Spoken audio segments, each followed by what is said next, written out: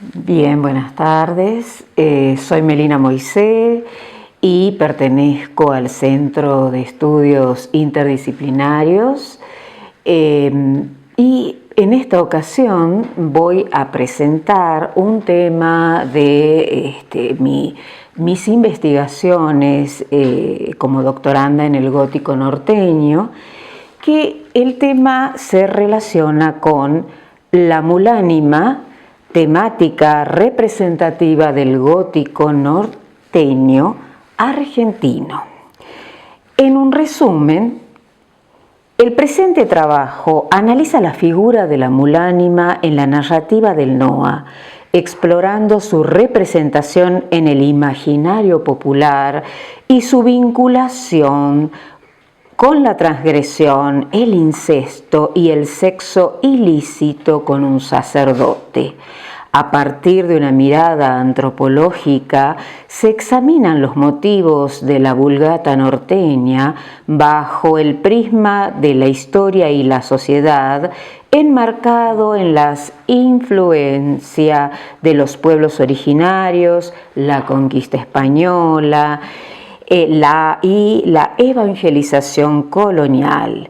En el análisis evidencia cómo la narrativa regional articula elementos del horror y el gótico, donde la mujer es retratada como símbolo de debilidad espiritual y fuente de tentación, reforzando imaginarios religiosos y supersticiones populares. La literatura del siglo XX y XXI ha transformado el criollismo folclórico y el regionalismo legendario en un gótico norteño que incorpora lo siniestro, el terror atávico y la presencia del mal. En este contexto, los textos analizados presentan estructuras narrativas que apelan al suspenso mediante el uso de la elipsis, las implicaturas y desenlaces impactantes. Asimismo, se destaca la conexión del gótico norteño con otras tradiciones literarias como el goticismo europeo y norteamericano y su relación con figuras paradigmáticas de la transgresión femenina en América Latina como la Malinche y las voladoras andinas. En conclusión, la mulánima se configura como una representación literaria que condensa temores ancestrales, estructuras de poder y dinámicas culturales propios de la región. Bien, y comienzo con un epígrafe. Y así, después de haberme transformado en asno, me encontré en medio de un bosque oscuro y espeso, donde la luna no podía penetrar. De repente oí una voz susurrante que me llamaba por mi nombre. De El asno de oro de Lucius Apuleio, siglo I después de Cristo, ¿no?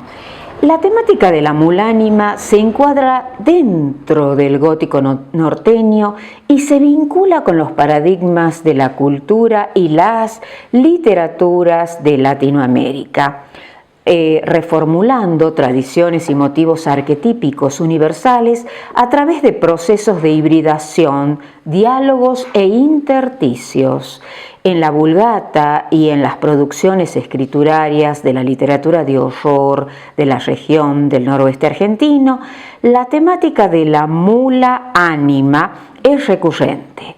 También es conocida como alma mula, mala mula, mujer mula o mula sin cabeza, siendo especialmente frecuente en Santiago del Estero, Catamarca y Tucumán, con irradiaciones hacia La Rioja, Salta, Jujuy, Córdoba y el litoral. Colombres Adolfo 2001.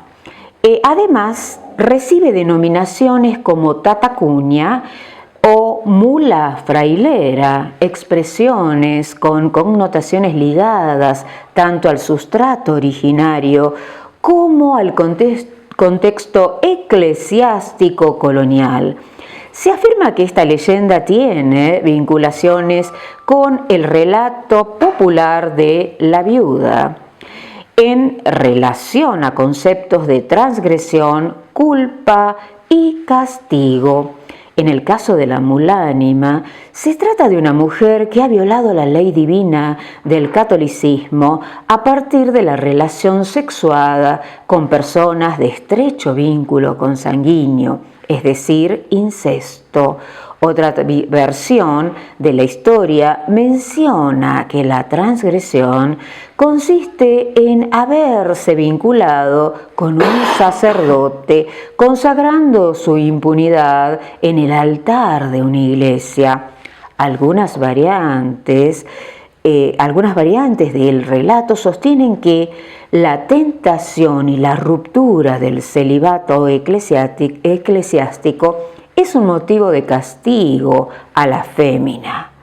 Del mismo modo que se castigan los vínculos sexuados, como se conocen como compadres y comadres, ya que este vínculo se considera sagrado por estar asociado al sacramento del bautismo, el cual implica, por supuesto, la purificación del pecado original. En todas las versiones, el castigo recae exclusivamente sobre la mujer, derivado de la contundente ortodoxia cristiana y la mirada sentenciosa hacia lo femenino, donde la mujer es vista como instigadora de la culpa y de la transgresión, curiositas, la curiosidad y la concupiscencia, o sea, el deseo sexuado. Esta tradición asimilada en Latinoamérica española y portuguesa se consolidó con el proceso de evangelización cristiana que trae aparejado su imposición. La leyenda y el relato oral presentan connotaciones particulares que conjugan la impronta aborigen del brazo de influencia incaica con los procesos históricos y culturales de la colonización y evangelización española, como así también mantiene diálogos con otras regiones de Argentina y de otros países de Latinoamérica, incorporando también motivos universales provenientes de geografías diversas, introducido por los españoles, absorbidos u homologados en el territorio del noroeste argentino, sin olvidar posibles influencias de la diáspora africana. En los albores culturales prehispánicos, la región del NOA estaba habitado por diversos pueblos como quechuas, aymarás, atacameños, diaguitas, calchaquíes y quirquinchos, entre otros. Es importante destacar que estos pueblos no eran en su totalidad de origen incaico puro, pero habían sido influenciados por la cultura del imperio del Inti, adoptando algunas de sus prácticas y costumbres. Además, algunas de estas poblaciones fueron conquistadas por los incas y absorbidas en sus dominios.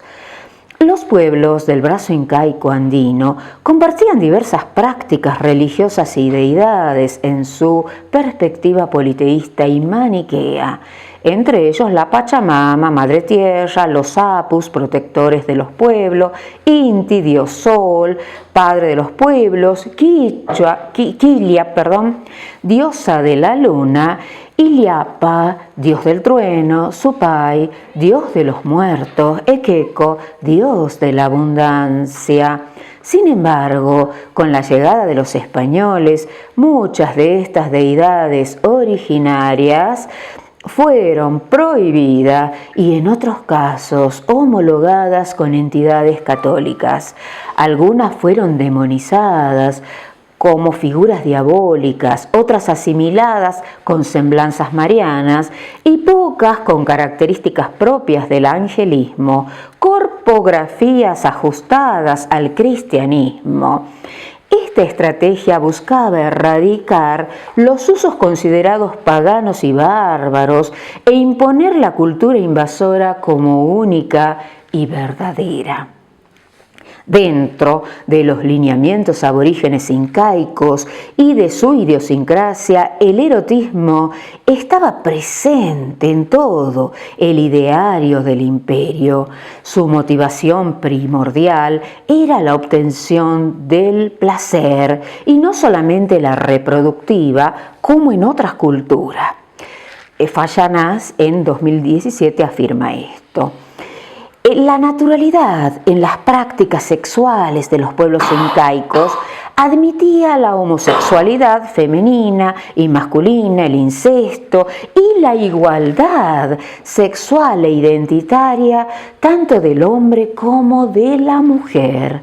Sin embargo, con la llegada de los españoles, su misión evangelizadora como objetivo primordial, se impuso de manera brutal una cosmovisión opresiva y ajena a las creencias originarias.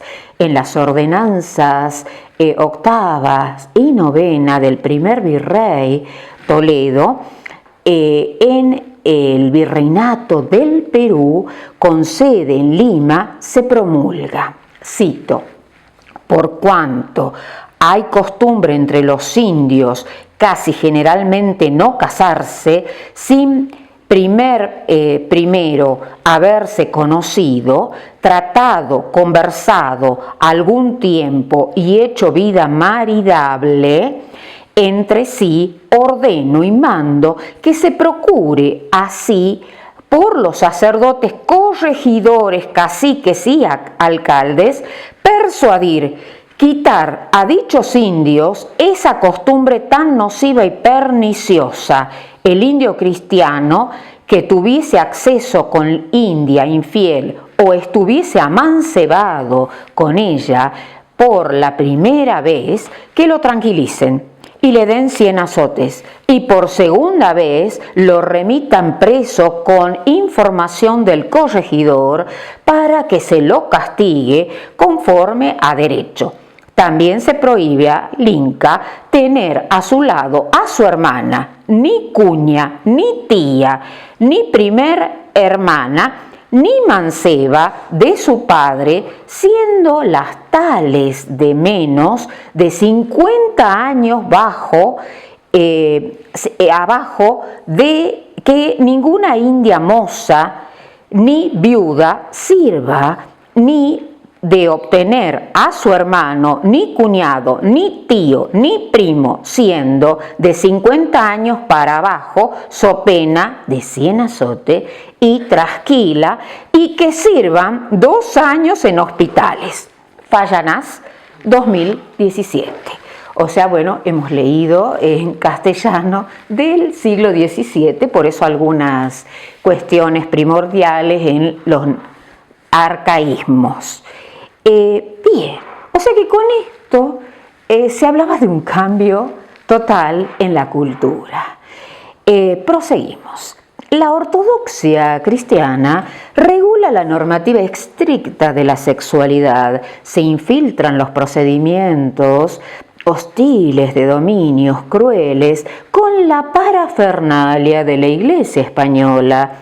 Durísima en sus principios, impuso un sistema patriarcal rígido en que la mujer quedó relegada a la total sumisión. Permiso. Perdón. En un primer momento, la evangelización católica supuso el aniquilamiento de las culturas y religiones aborígenes de los naturales de las colonias consideradas paganas o diabólicas, en su irraigambre politeísta o maniquea.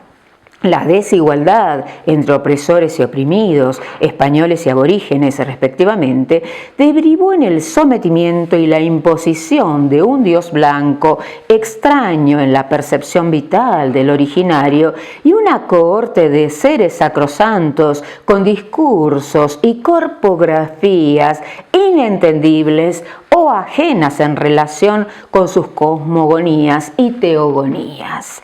En 1570 y 1571 se instalaron los tribunales de la Inquisición en Lima y en México, respectivamente. En años sucesivos, con el ingreso masivo de la esclavitud de etnias africanas y la consecuente introducción de costumbres, ritos y deidades, se estableció el Santo Oficio en Cartagena de India como institución normativa y reguladora. Además de la injuria y la hechicería, se perseguían delitos como la herejía, apostasía, blasfemia y el simple hecho de profesar una religión distinta a la católica. Tanto la herejía como la blasfemia eran consideradas crímenes de lesa majestad. El término lesa proviene de lesionar, del latín, u ofender, por lo que lesa majestad significa una ofensa al rey o a la deidad. Bueno, ahora nos vamos adentrando en el tema. Después de haber visto este contexto, nos vamos adentrando en el tema, que no lo podemos entender si no vemos no lo vemos dentro de este contexto donde lo aborigen y lo evangelizador español tiene una perspectiva de peso. La mujer, la tentación, Malinches y hechicera es el subtítulo. La maquinaria del aniquilamiento cultural de los aborígenes se sumó a la visión taxativa de la ortodoxia cristiana, influenciada por la perspectiva de la contrarreforma y el concepto de dominio político y económico de la corona española. Este proceso estuvo marcado por la unificación religiosa impulsada por los reyes católicos y ejecutada con mano de hierro por el dominico inquisidor Torquemada. Dentro de esta estructura ideológica se difundieron textos atroces como el Malleus Maleficarum o el Martillo de las Brujas, inspirado en 1486 por el diabolismo perverso de los monjes alemanes protestantes Spranger y Kramer, y el Compendium Maleficarum o compendio de la brujería, donde se utilizaba el femenino para establecer las categorías blasfemas. En estas obras se describían las formas de encarnación del demonio en las frágiles almas y cuerpos de las mujeres, consideradas seres proclives a la profanación y al pacto con las fuerzas malignas. Como resultado, innumerables personas fueron torturadas y condenadas, desfilando por las mazmorras y hogueras, tanto en Europa como en el Novo Orbe, o sea, el Nuevo Mundo. Bajo este sistema distorsionado de ideas, prejuicios, estigma, la mujer frágil, débil, de espíritu y de alma, recibía los principales atropellos. Se postuló su papel en la debilidad edénica y la culpa heredada de Eva.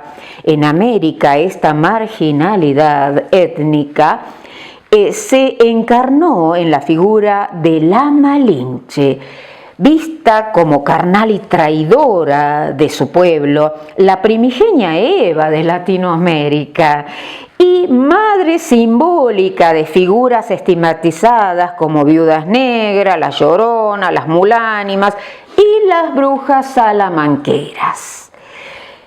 En el Nuevo Continente se enfatizó la tipificación de lo oscuro, lo feo, con lo corrupto, en íntima relación con lo maligno, especialmente en las mujeres afrodescendientes, mulatas y mestizas. Sus prácticas rituales y medicinales fueron consideradas artilugios demoníacos. Sus cuerpos fueron expugnados y humillados en la búsqueda de signos del maleficio, lunares, manchas o heridas que señalaban la impronta del pacto con el demonio, tal como se hacía en Europa, eran sometidas a tormentos como el potro, el gancho, la tortura, el agua. Muchas de ellas fueron finalmente quemadas vivas. Bueno, hasta acá. Bien, la mujer monstruo. La semblanza de la mulánima es diversa, al igual que los motivos ligados al personaje. La Vulgata abre un abanico de vertientes sobre este ser. Es una mujer transformada en mula de color negro o castaño oscuro, con largas orejas, corre de noche arrojando fuego por la nariz, por la boca, por los ojos centellantes, arrastrando cadenas, llevando un freno de oro, afirma el catedrático e investigador Colombres Adolfo en 2001. En algunas versiones es un ser invisible y alado, mientras que los murmullos populares repiten su otra figura posible, una mula sin cabeza. Otros hacen una mención de rasgos humanizados como los ojos expresivos, la mirada penetrante y el gemido femenino en lugar del rebuzno caracterizante. En ciertas regiones de Santiago del Estero y en Tucumán se habla de un zoomorfismo híbrido que conjuga rasgo de mula, de oso y de perro. Entre otros los motivos asociados a la mulánima, la variación en su figura puede asociarse con el castigo, la transgresión antinatural o clerical, conlleva la metamorfosis como una sanción ineludible que recae en la mujer, quien en vita muta e impele una fisonomía monstruosa. Su transformación evoca la percepción clásica de la metamorfosis de la antigüedad, como en la obra de Ovidio, donde se atribuía la distribución arbitraria de los premios y castigos y los cambios ontológicos, que son intersticios que se filtran por esta cuestión que traen los españoles de las culturas clásicas. Estos intersticios se filtran también en nuestra Latinoamérica. Fíjense que hablo de intersticios, que vienen de la antigua Roma. Ovidio es un escritor del siglo I antes de Cristo. O sea, aparece porque los españoles tienen una combinación entre lo medieval y lo renacentista.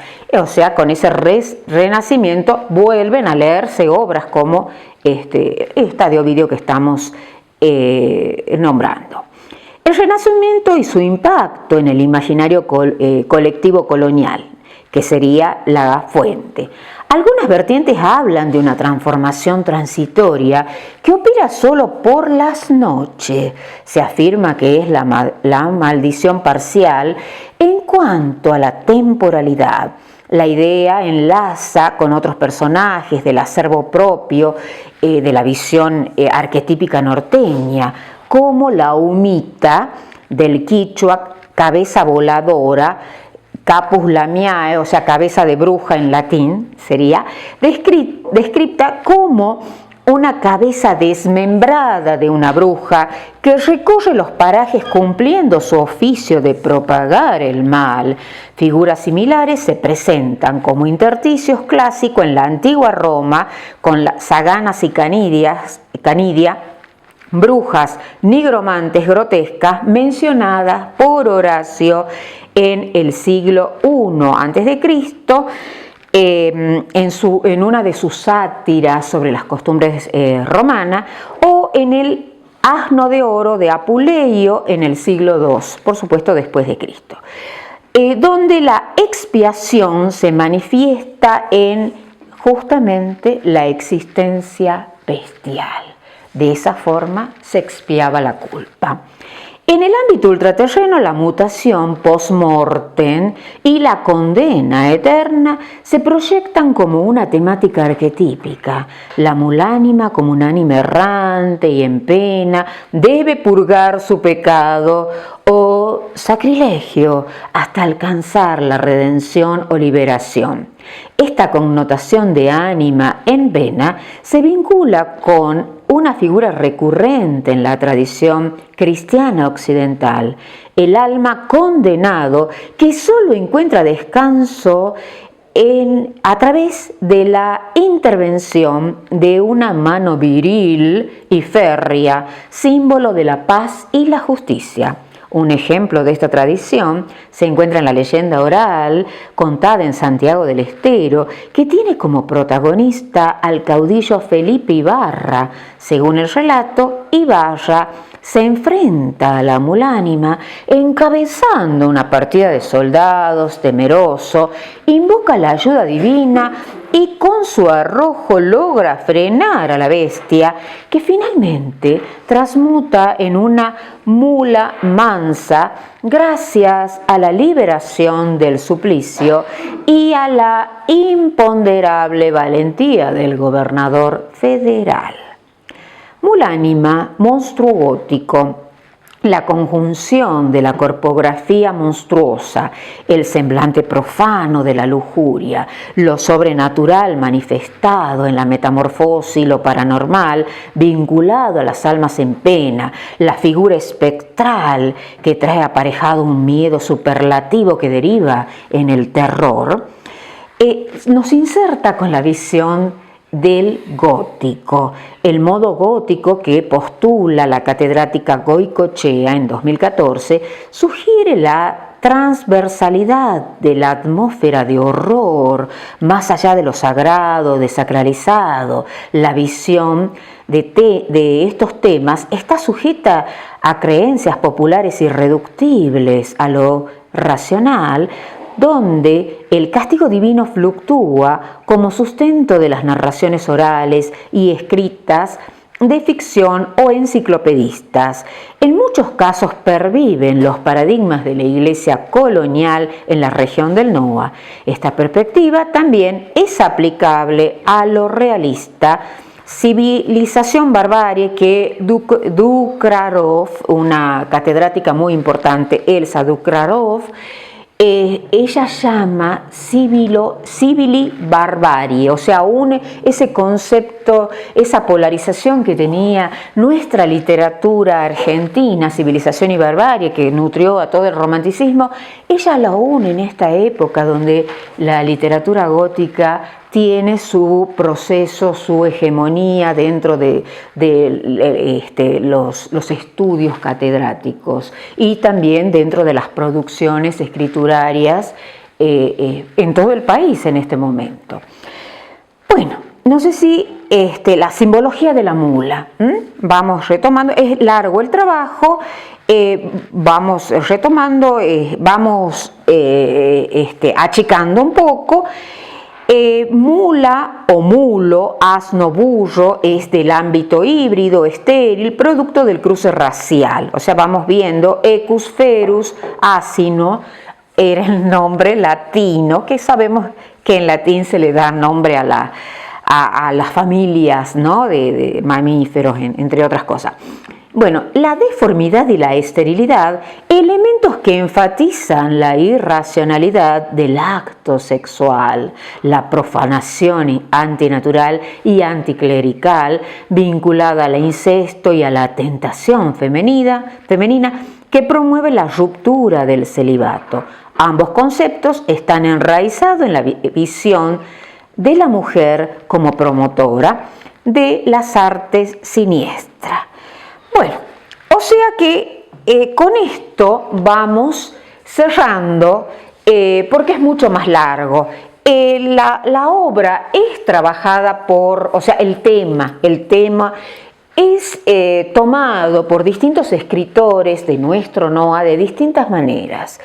En el trabajo mismo se analiza a Julio Carreras, que es un escritor muy importante, un escritor que ha estado incluso en la época de la dictadura, estuvo preso y que tiene otro tipo de escrituras, pero también la escritura fantástica o visto como tradicional o legendaria, un libro llamado El mal amor. Y allí el tema justamente del mal amor es la mulánima. Bueno, se analiza en este caso, utiliza técnicas muy innovadoras en la secuenciación, en la proyección de la temática, nos deja ciertos elementos así entre paréntesis que va provocando esa trama de suspenso, esas elipsis, esos paréntesis que no hace a una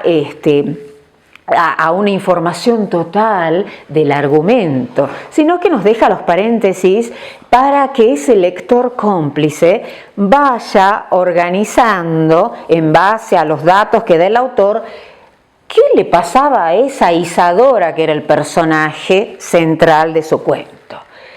Bien, y después tenemos dos escritoras tucumanas, una es Karina Sánchez y otra Gabriela de Boeca.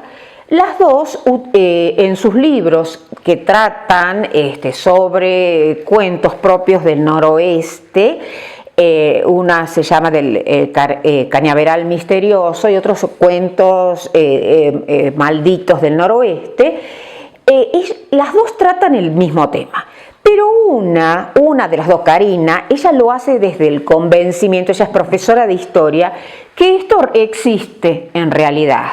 Y bueno, es su convencimiento, o sea, los temas como la mulánima, el familiar, la humita, existen, o sea, ella no los cuestiona y los escribe de acuerdo a esa postura.